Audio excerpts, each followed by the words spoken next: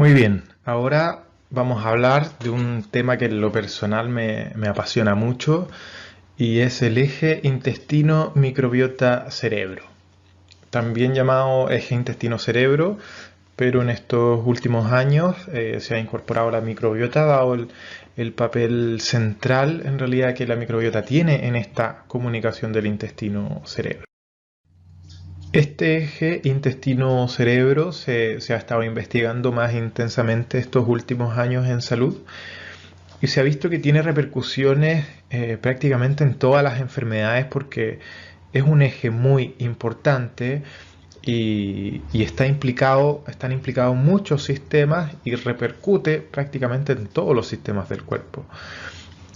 Actualmente se ha incorporado la microbiota a este eje intestino-cerebro dado la importancia que tiene, ¿sí?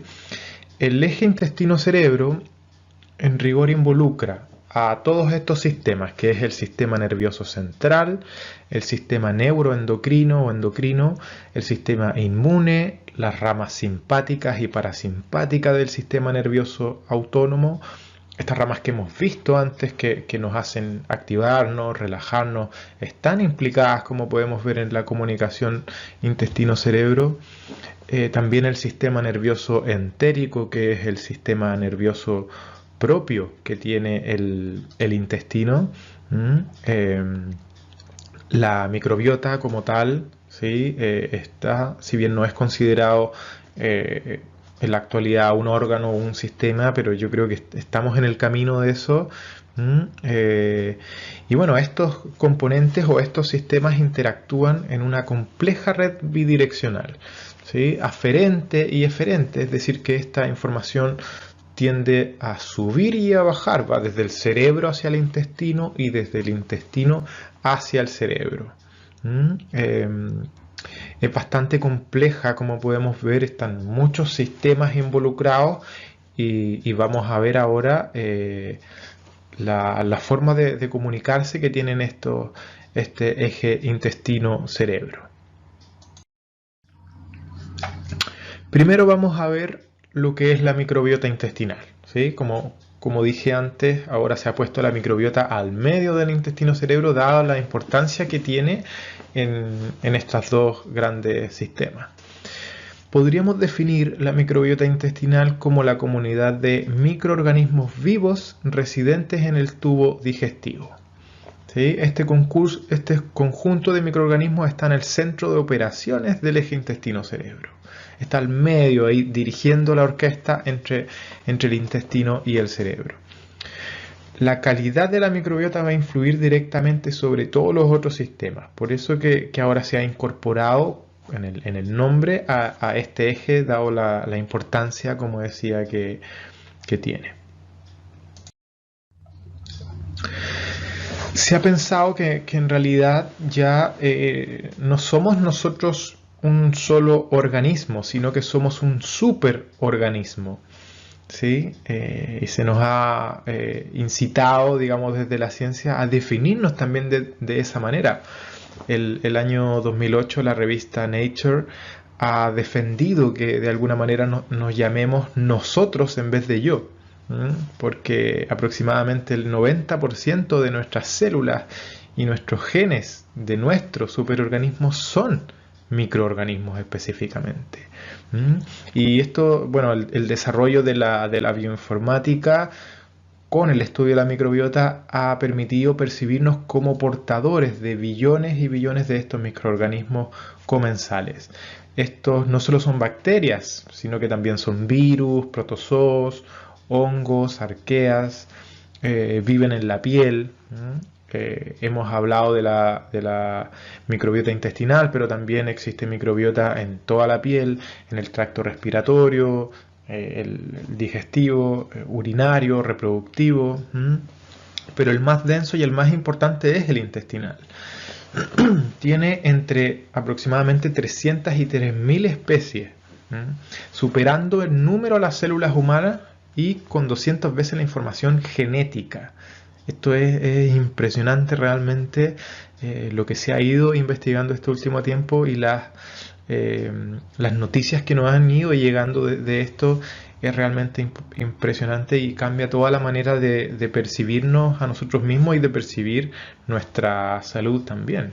¿Sí? Y quienes viven dentro de nosotros, en el fondo, es impresionante. Entonces podemos ver que existe diversos microorganismos comensales y en distintas partes del cuerpo, pero el principal es el que está en el intestino. Nuestra relación con estos microorganismos es bastante antigua, entonces ellos ganaban con nosotros un huésped donde vivir, pero a cambio nos empezaban a dar otros beneficios que vamos a ir viendo más adelante, como poder digerir sustancias que nosotros no podíamos, poder generar sustancias que nosotros no podemos. Entonces ellos obtienen esta ganancia de nosotros, que es un lugar donde vivir, y a cambio nos entregan otras posibilidades.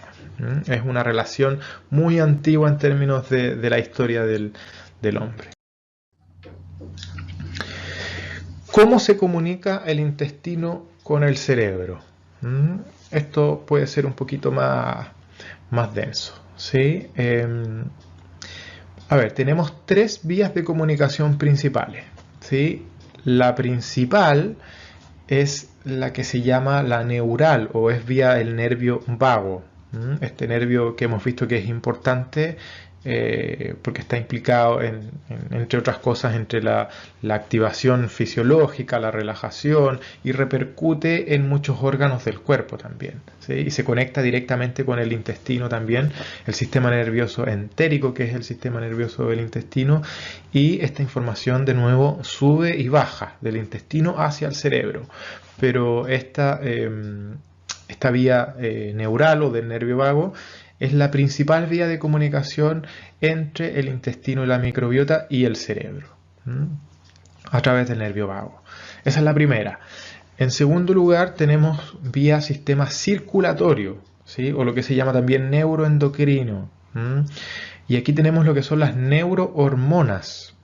Estamos hablando de hormonas ya principalmente. Serotonina, catecolaminas, dopamina, GABA.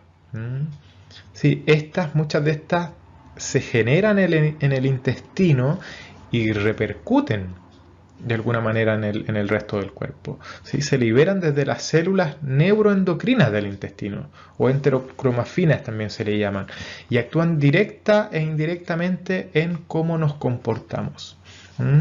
Y estas son importantísimas. O sea, serotonina, por ejemplo, digamos que está implicada en el estado anímico. Los antidepresivos o los neuromoduladores van a, digamos, inhibir la recaptación de serotonina. Eso es lo que hace muchos medicamentos que son antidepresivos, o sea, que la serotonina no se vaya del cerebro. Eso es lo que hacen esos antidepresivos, y podemos ver que en el intestino se está generando parte de esa serotonina. Ahora hay un debate entre si esta serotonina llega al cerebro, realmente cruza la barrera hematoencefálica. Existe debate en ese sentido, pero de alguna manera se genera en el intestino y está repercutiendo de alguna manera, aunque sea indirectamente, en el comportamiento, porque está ahí.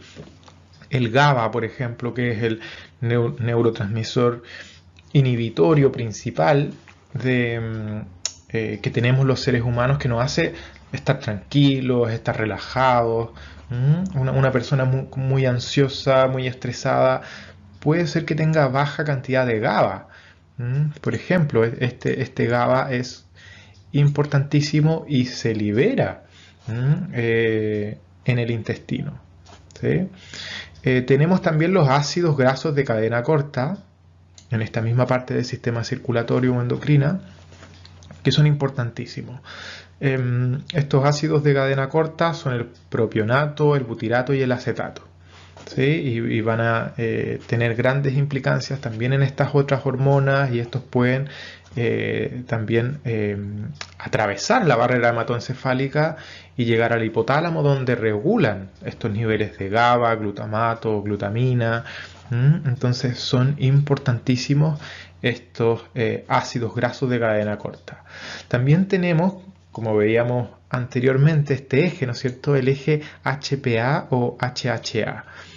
Es el eje del estrés. Entonces, esta microbiota esto que pasa en el intestino también va a afectar este eje y va a regular la liberación del cortisol, que como hemos visto es una de las principales, de los principales, digamos, elementos que está implicado en el eje del estrés, ¿sí? Entonces podemos ver que se regulan inclusive estas hormonas que tienen relación directa inclusive con el estrés y con el estado de ánimo en general, niveles de ansiedad, ánimo, etcétera. Tenemos una tercera vía de comunicación, pero no menos importante, ¿no es cierto?, que es vía el sistema inmunológico. La mucosa intestinal tiene un rol fundamental en el sistema inmune, y las células del sistema inmune corresponden entre un 70 y 80% del sistema inmunológico total, ¿sí? O sea, de todo el sistema inmunológico de nuestro cuerpo, entre el 70 y el 80% está en el intestino. También está en otros tejidos y mucosas del cuerpo, pero este GALT que aparece acá, que es este tejido linfoide asociado al intestino, nos protege de las invasiones. Se dice que en el intestino hay tanto sistema inmune porque de ahí pueden venir alimentos, podemos comer cosas, digamos, que no nos hacen bien, ¿no es cierto? Podemos tomar un agua contaminada. Entonces necesita el intestino tener mucho este sistema inmunológico ahí para poder actuar rápidamente y prevenir y cuidarnos a nosotros mismos en el fondo. Este sistema ha evolucionado a la par con la microbiota, ¿sí? El sistema inmunológico que tenemos ahí, y no puede madurar correctamente sin una colonización adecuada, ¿sí? Y esto sí está bastante estudiado, que la ausencia de microbiota se refleja en una deficiencia inmune. Entonces necesitamos esta microbiota desde estos primeros años de vida para que nuestro sistema inmunológico se desarrolle de buena manera. Necesitamos exponernos también a la suciedad, jugar al aire libre, porque ahí están estos microorganismos y van, digamos, incorporándose a nuestro cuerpo. De hecho, bueno, en el parto se traspasa gran parte de esta microbiota vaginal que tiene la mujer hacia el bebé, y eso se ha visto implicancias entre niños que nacen, por ejemplo, por parto natural y otros que nacen por cesárea, tienen diferencias en su microbiota, y eso va a implicar en su sistema, va a tener implicancias en el sistema inmunológico y va a repercutir de alguna manera en su salud a futuro. Entonces esta parte del sistema inmunológico también es importantísima y es una de las vías de comunicación entre el intestino y el cerebro. Acá tenemos una... Bueno, se ve un poco compleja esta imagen, pero en realidad es lo mismo que hemos estado hablando, ¿sí? Aquí tenemos los factores que pueden influenciar esta microbiota, entre otros. Aquí habla sobre todo de alimentación, pero después vamos a ver que también son otros. Aquí tenemos la microbiota intestinal, que son estos bichitos que tendríamos acá, ¿sí? Que tendríamos la capa mucosa, las células epiteliales del intestino, ¿sí? El sistema nervioso entérico, y aquí tendríamos ya toda la comunicación inmunológica de neurotransmisores, sí, y aquí tendríamos ya el cerebro por acá arriba y la barrera hematoencefálica también que atraviesa. Aquí está el cerebro, aquí arribita, aquí abajo estaría el intestino, ¿no es cierto? Y tenemos las vías de comunicación aquí. Este verde, esta parte verde a la izquierda, es donde estos sistemas están funcionando adecuadamente, y en esta parte derecha no están funcionando adecuadamente, ¿sí? Aquí, por ejemplo, hacen énfasis en la alimentación, en una mala alimentación, y aquí una persona que se alimenta bien. Pero acá tenemos la vía de comunicación neural, aquí al medio, ¿sí?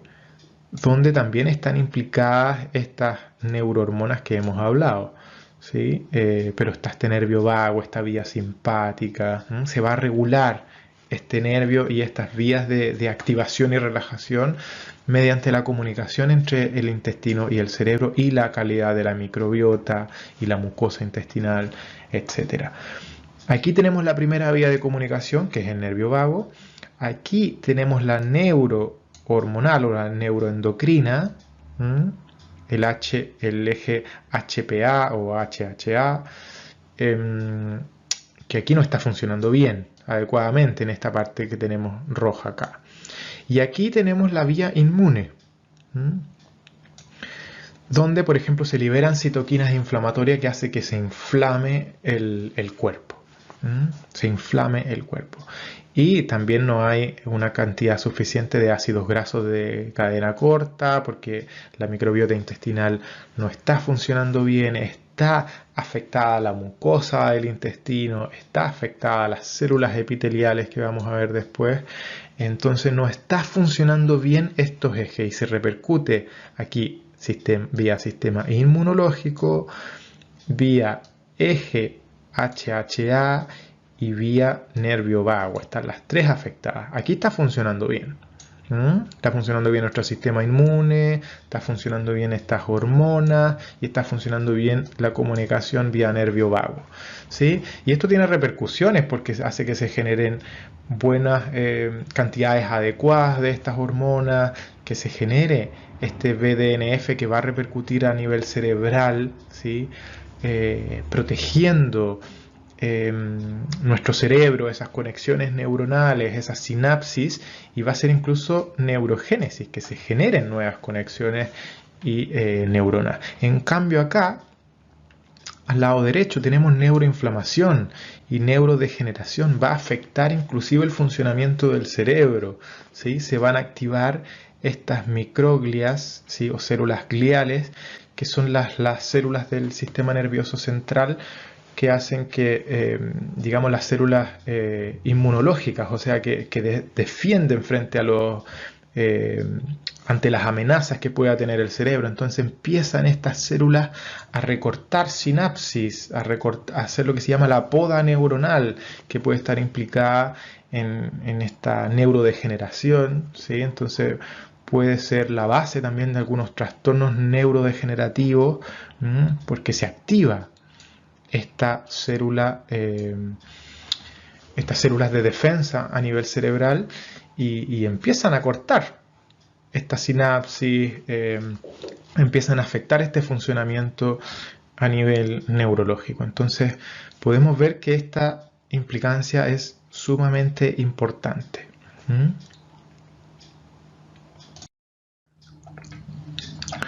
Vamos a hablar un poquito del estrés y el intestino. ¿Sí? El estrés hace que el intestino se contraiga con más fuerza y expulse la comida ingerida más rápido. Por esa razón puede dar diarreas, por ejemplo, ante una presentación importante o eventos con mucho estrés o miedo, ¿sí? Y se ha visto que este tipo de reacción disminuye algunas cepas, ¿sí? Por ejemplo, de lactobacillus y otras bacterias que nos protegen. Entonces afectan el microbioma intestinal. Entonces el estrés, por un periodo cortito de tiempo, ¿sí? Va a afectar, y es normal que afecte, pero cuando es prolongado va a disminuir continuamente las cepas que nos hacen bien a nivel intestinal. Entonces afecta también el estrés prolongado a este microbioma y a estas bacterias buenas que tenemos en nuestro intestino y va a disminuir la cantidad. ¿Sí? En el fondo en el estrés o en la ansiedad, cuando hay esta respuesta exagerada o esta fase de alarma que hace que nos activemos, lo principal no es la digestión, no es digerir los alimentos. Entonces por eso el cuerpo los puede eliminar fácilmente porque es más importante sobrevivir, hacerle frente a esta cosa amenazante y después vamos a digerir la comida cuando estemos tranquilos. ¿Sí? Entonces hay una implicancia entre este estrés y este sistema intestinal.